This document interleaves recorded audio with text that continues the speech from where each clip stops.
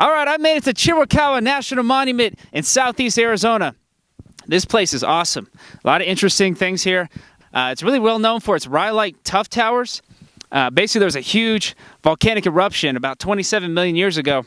Wind and water created these cool towers, so I'm excited about checking those out. There's some really interesting flora and fauna because this is the intersection of the Sonoran Desert, Chihuahuan Desert, Rocky Mountains, and the Sierra Madre. So it's an interesting combination. There's interesting history and all sorts of cool stuff here, so I'm excited about checking it out. Let's head on in.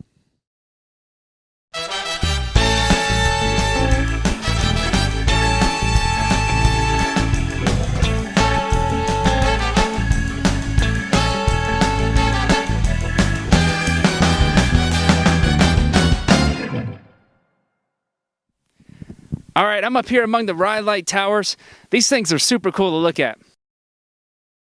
Whenever you see a picture of Chiricahua National Monument, you see these towers. And they look really cool. They look like they have personalities, or they look like things. You can have a lot of fun creating a story from looking at them and using your imagination a little bit. The question is, how did these towers get here? First of all, they're hoodoos, kind of like Bryce Canyon had its hoodoos. Similar idea. But there was a lot of volcanic activity around here over millions of years. And in particular, 27 million years ago, there was a huge volcanic explosion. There was a lot of granitic magma underneath of high silica content. So that's what rhyolite comes from, is magma that has a lot of silica in it. And it makes it really viscous, so it's slowly moving, and it builds up a lot of gas pressure in that magma. So once that pressure is released, boom, there goes the explosion. And this whole area was covered in a lot of this ash. This stuff quickly cooled, and it hardened. And so you had this rhyolite all over this, imagine like a huge layer of it, and then this rhyolite developed some joints in it. You know, there's some little cracks in it, basically. And then if you think about water getting in there, up here in the mountains, it freezes quite a bit in the winter.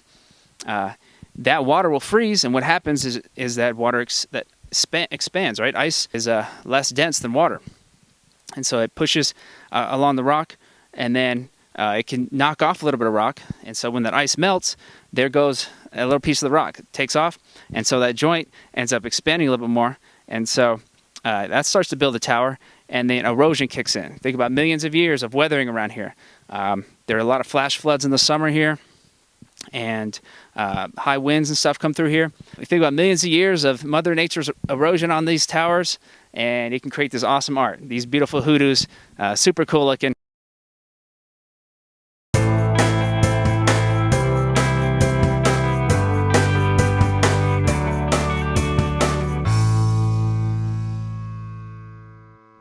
All right, I'm up here at Masai Point, 6,800 feet in elevation. It's a little chilly, that's for sure. Now, Masai Point was named after a guy named Masai.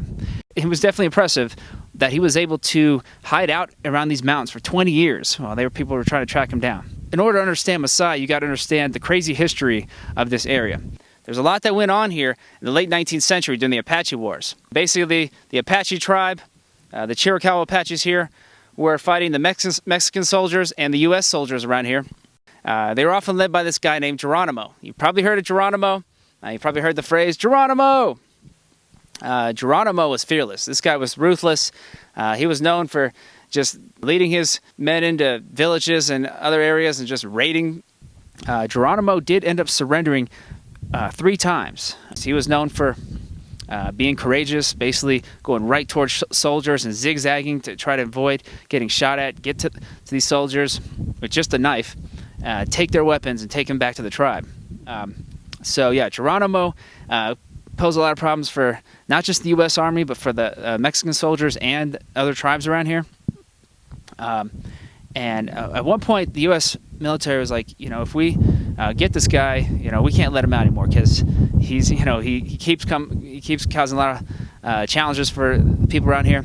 And so what they did actually is they took a lot of the tribal members from Geronimo's tribe and sent them to Florida and separated the families. So that's a big deal among tribes, you can imagine, in order to get Geronimo to surrender this time, because they didn't think he was going to do it, and he probably wasn't going to do it unless this happened, which they said, if you surrender, we're going to reunite the tribal members.